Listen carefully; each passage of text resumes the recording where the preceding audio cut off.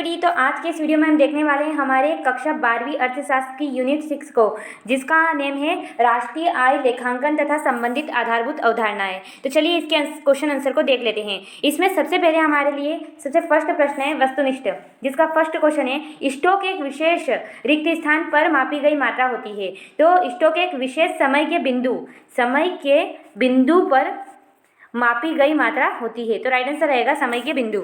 उसके बाद next question है रिक्त स्थान वे वस्तुएं होती है जिनका उत्पादन अन्य वस्तुओं के उत्पादन के लिए किया जाता है। तो कौन सी वस्तु होती है? तो वे वस्तुएं मध्यवर्ती वस्तुएं होती है, क्योंकि उनसे क्या हो रहा है, अन्य दूसरे वस्तुओं का उत्पादन हो रहा है। तो वे वस्तुएं मध्यवर्ती वस्तु होगा। उसके बाद नेक्स्ट है स्थायी संपत्तियों के उपयोग से होने वाली टूट फूट के कारण होने वाली हानि है। तो मूल्यह्रास स्थायी संपत्ति जो होती है हमारी, उसमें जो भी टूट फूट होती है उसके द्वारा जो हानि होती है उसे मूल्यह्रास कहा जाता है। उसके बाद नेक्स्ट है परिवार द्वारा खरीदी गई कार वस्तु कहलाती है। तो परिवार द्वारा खरीदी गई कार उपभोक्ता टिकाऊ वस्तु या टिकाऊ उपभोक्ता वस्तु कहलाती है। ये इसका आंसर रहेगा। उसके बाद राष्ट्रीय आय के आकलन में भुगतान शामिल नहीं करते हैं। तो इसका जो भुगतान रहता है वो मूल्यह्रास का जो रहता है उसे हम घटा देते हैं, यानी कि उसको शामिल नहीं करते हैं। परंतु मेरे को इसका कोई भी कंफर्म आंसर नहीं मिला। आप मूल्यह्रास मैंने समझ के हिसाब से बताया है, इसलिए अगर आपको इसका कोई कंफर्म आंसर मिल जाए तो प्लीज़ आप कमेंट बॉक्स में डाल देना, मैं उसको पिन कर दूंगी। तो जितने भी लोग इस वीडियो को देखे वो कमेंट बॉक्स में जाकर वहाँ पे पिन जिस कमेंट को किया गया है वहाँ पे जाकर आप इसका आंसर देख सकते हैं। तो प्लीज़ जिसको भी इसका आंसर मिले हमें कमेंट बॉक्स में जरूर लिखिए। उसके बाद देख लेते हैं अति लघुत्तरी प्रश्न को। तो जो हमारे अति लघुत्तरी प्रश्न है वो 2 अंक के, जिसमें सबसे पहला प्रश्न है राष्ट्रीय आय का अर्थ लिखिए, यानी कि नेशनल इनकम क्या है। तो चलिए इसके आंसर को देख लेते हैं। सो फ्रेंड, जैसा कि आप स्क्रीन पर देख सकते हैं, राष्ट्रीय आय एक देश की राष्ट्रीय आय से आशय एक वर्ष में उत्पादित समस्त वस्तुओं तथा सेवाओं के मूल्य का योग होता है, जिसमें से उत्पादन हेतु प्रयोग की गई मशीनों व पूंजी की घिसावट को घटा दिया जाता है तथा विदेशों से प्राप्त शुद्ध आय को जोड़ दिया जाता है। यानी कि किसी भी देश में एक वर्ष में जो भी हम प्रोडक्शन कर रहे हैं, जिन भी वस्तुओं और सर्विसेज सेवाओं का उत्पादन कर रहे हैं वो, और उनको उत्पादन में जो मशीनें लगी उनमें घिसावट है उनमें उनको माइनस कर देंगे। उसके बाद जो आखिरी में हमारी विदेशों से आय प्राप्त होती है उसको प्लस कर देंगे, तो हमें हमारी नेशनल इनकम यानी कि राष्ट्रीय आय मिल जाती है। तो ये इसका आंसर रहेगा। आप इसका स्क्रीनशॉट ले लीजिए। चलिए अब नेक्स्ट क्वेश्चन को देख लेते हैं।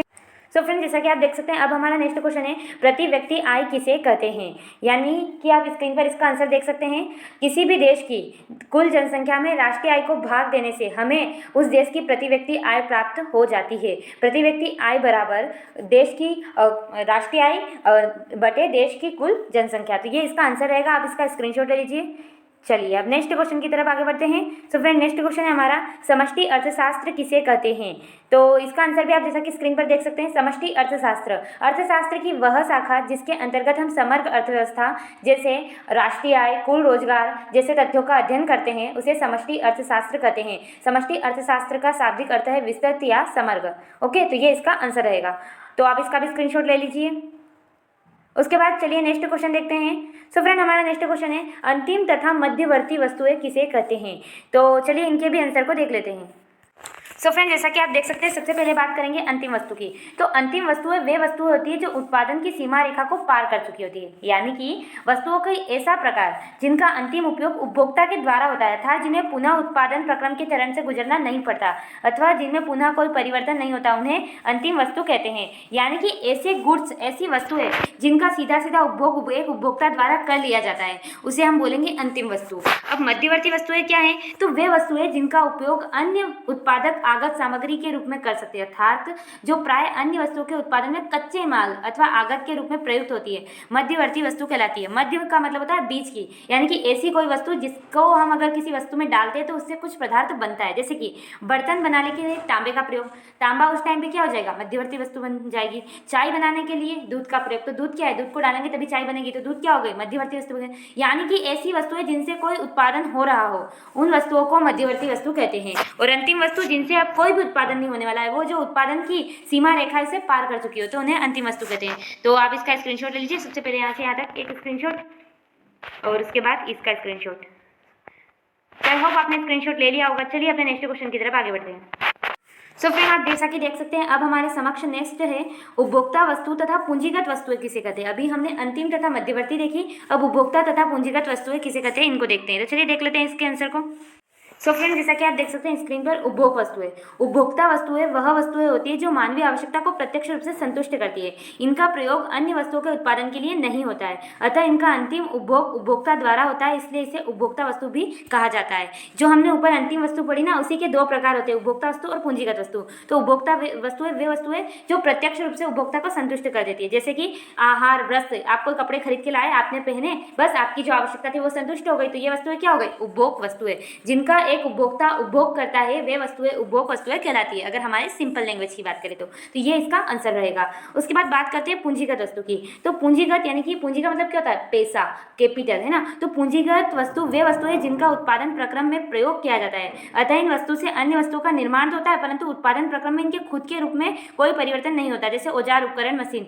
यानी कि जो पूंजीगत वस्तुएं वो होती है जो हमें पैसा बनाने में फायदा करती है या फिर काम आती है, जैसे कि मशीन। आपने कोई मशीन लगाई, एक फैक्ट्री लगाई, उसमें मशीन लगाई, तो उससे आपको क्या मिलेगा? पैसा। और ये उत्पादन तो कर रही है। अब मध्यवर्ती वस्तु पढ़ी थी आपने, वो उत्पादन बनाती है और ये उत्पादन बनाने में सहायता करती है, परंतु इसके रूप में कोई परिवर्तन नहीं होता। और जो मध्यवर्ती वस्तु पढ़ी थी उसमें परिवर्तन हो जाता है। तो पूंजीगत वस्तुएं वे वस्तुएं होती है जिनका उत्पादन प्रक्रम में उनके आकार में कोई परिवर्तन नहीं होता, परंतु वह उत्पादन बनाने में सहायक होती है। कैपिटल्स या फिर पूंजीगत वस्तुएं कहलाती है। ओके, तो आप इसका स्क्रीनशॉट ले लीजिए। सबसे पहले उपभोग वस्तुओं का, उसके बाद पूंजीगत वस्तुओं का। सो हाउ आपने स्क्रीनशॉट ले लिया होगा। चलिए अपने नेक्स्ट क्वेश्चन को देख लेते हैं।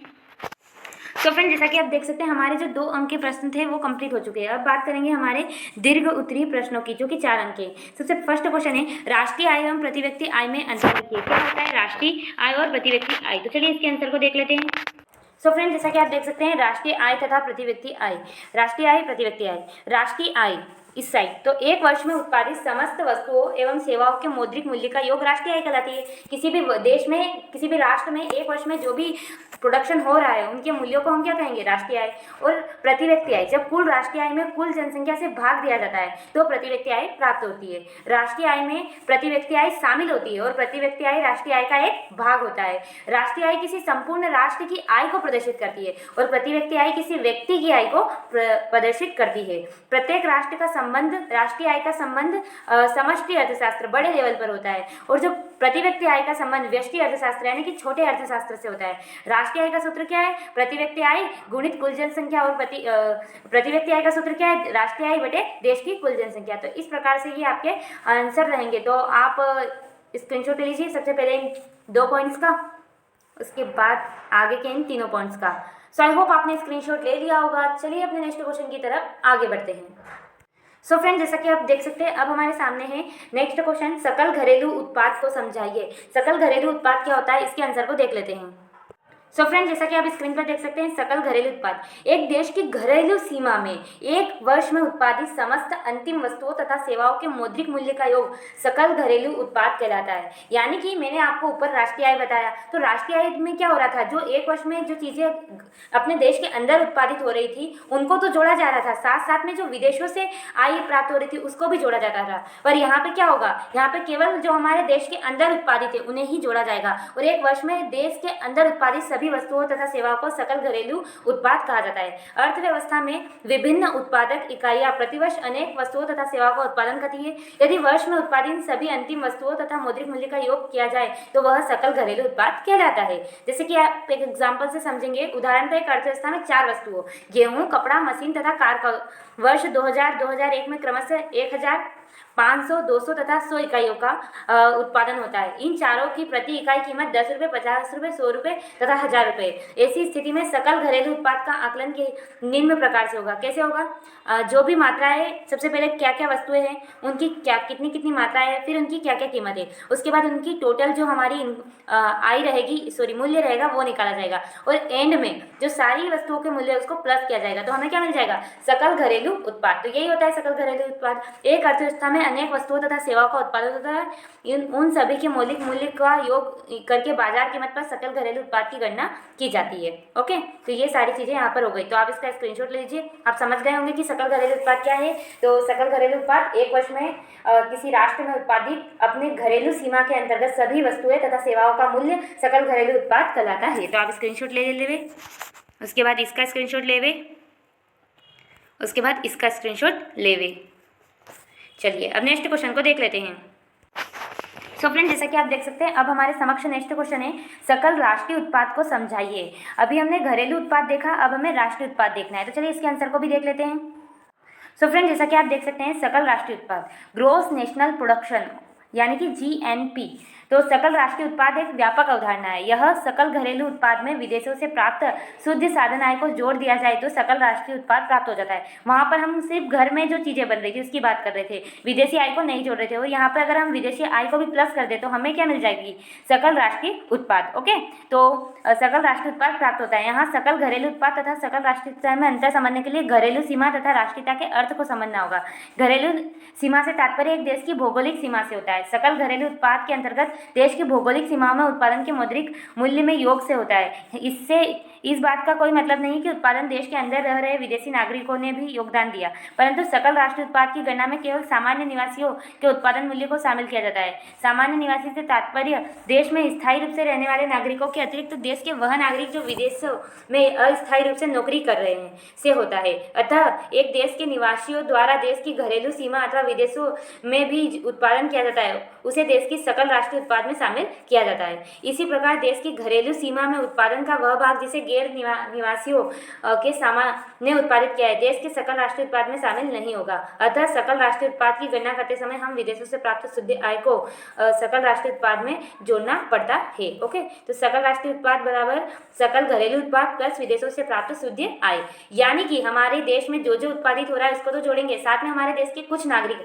अन्य देश में कार्य कर रहे हैं तो वहां से हमें जो विदेश से आय प्राप्त हो रही है उसको भी हम प्लस करेंगे। तो ऐसी जो उत्पादन या प्रोडक्शन होगा या ऐसा जो आय होगा उसको हम बोलेंगे सकल राष्ट्रीय उत्पाद। ओके, उसके बाद चलिए अब अपने नेक्स्ट क्वेश्चन की बात करते हैं। उससे पहले आप इसका स्क्रीनशॉट ले लीजिए यहाँ से यहाँ तक, उसके बाद इसके आगे का स्क्रीनशॉट यहाँ से यहाँ तक, उसके बाद इसके आगे का। अगर मतलब स्क्रीनशॉट सही नहीं आए तो आप वीडियो को पॉज करके भी आंसर लिख सकते हैं।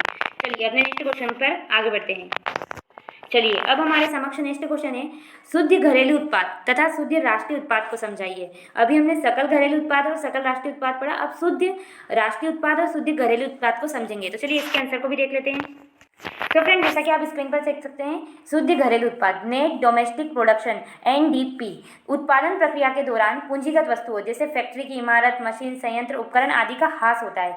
एक समय अवधि के बाद इनका प्रयोग करना संभव नहीं होता है, इन्हें प्रतिस्थापित करना पड़ता है। उदाहरण, एक मशीन 10,000 रुपये की है तथा इसका जीवन काल 10 वर्ष है तो प्रत्येक वर्ष 1,000 रुपये का मूल्य ह्रास होता है। तो इस मूल्य ह्रास की व्यवस्था कुल उत्पादन में से करनी होती है। अतः सकल घरेलू उत्पाद के मूल्य में गिरावट वे तथा पूंजी मूल्य ह्रास को घटाने के पश्चात जो राशि शेष मिलती है उसे शुद्ध घरेलू उत्पाद कहते हैं। ओके, सो अगर मैं अपनी सिंपल लैंग्वेज में आपसे कहूँ तो जो हमारा शुद्ध घरेलू उत्पाद है वो हमारे एक वर्ष में जितनी भी वस्तुएं उत्पादित हो रही है, अगर उनमें से हमारी जो भी गिरावट हो रही है, जो भी हमारा मूल्य ह्रास है उसको घटा दे, उसको माइनस कर दे, तो जो शुद्ध चीज मिलती है वही हमारा शुद्ध घरेलू उत्पाद है। तो आप इसका स्क्रीनशॉट ले लीजिए शुद्ध घरेलू उत्पाद का, यहाँ से यहाँ तक और उसके बाद यहाँ से यहाँ तक थोड़ा सा और उसके बाद बात करेंगे शुद्ध राष्ट्रीय उत्पाद की। तो शुद्ध राष्ट्रीय उत्पाद राष्ट्रीय उत्पाद में से मूल्य ह्रास की राशि घटाने के बाद जो शेष बचता है वह शुद्ध राष्ट्रीय उत्पाद कहलाता है। यानी कि अभी हमने ऊपर सकल राष्ट्रीय उत्पाद पढ़ा, अगर उसमें से हम मूल्य ह्रास को घटा दें तो हमें शुद्ध राष्ट्रीय उत्पाद प्राप्त हो जाता है। तो बड़े ही सिंपल है सारी चीज़ें, बस आपको थोड़ा सा माइंड में एक कॉन्सेप्चुअल तौर पर अंडरस्टैंडिंग बनानी होगी कि क्या बात कही जा रही है। ओके, तो आप इनका स्क्रीनशॉट ले लीजिए। चलिए अब अपने नेक्स्ट क्वेश्चन की तरफ आगे बढ़ते हैं। सो फ्रेंड, अब हमारे सामने नेक्स्ट क्वेश्चन है, समष्टि अर्थशास्त्र का महत्व लिखिए। क्या इंपोर्टेंस है, क्या महत्व है समष्टि अर्थशास्त्र का, उसको समझ लेते हैं। सो फ्रेंड, जैसा कि आप स्क्रीन पर देख सकते हैं, इसके महत्व को निम्नलिखित शीर्षकों के अंतर्गत समझा जा सकता है। पहला पॉइंट बनाएंगे आप, अर्थव्यवस्था की कार्य प्रणाली को समझने में सहायक। और आप ये मत देखना मैं जो बोल रही हूँ ना उसको समझना और आसानी से आप लिख दोगे। ओके, तो देखो, अर्थव्यवस्था की कार्य प्रणाली को समझने में सहायक, चूंकि समष्टि अर्थशास्त्र हमें अर्थव्यवस्था के समग्र यानी कि संपूर्ण अर्थव्यवस्था को समझने में सहायक होता है, इसीलिए यह हमें अर्थव्यवस्था की कार्य प्रणाली को समझने में भी सहायक होता है। उसके बाद सूक्ष्म अर्थशास्त्र के विकास विकास में, यानी कि जो समष्टि अर्थशास्त्र है वो छोटी छोटी इकाइयों से मिलकर बना है, तो ये छोटी छोटी इकाइयों के विकास में भी सहायता प्रदान करता है। तीसरा पॉइंट आपको लिखना है, आर्थिक नीति के निर्धारण में सहायक। आजकल सरकार सभी प्रकार की अर्थव्यवस्था में उपयुक्त नीतियां निर्धारित करने के लिए उपाय बनाती है।